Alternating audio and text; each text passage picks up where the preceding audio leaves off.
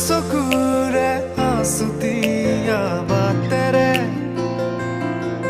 শুকুলাই জাক দাৱৰ নামে মই চমকো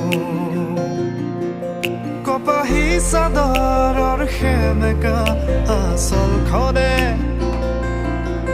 মাতে আউসীত জোনাককে মই চমকো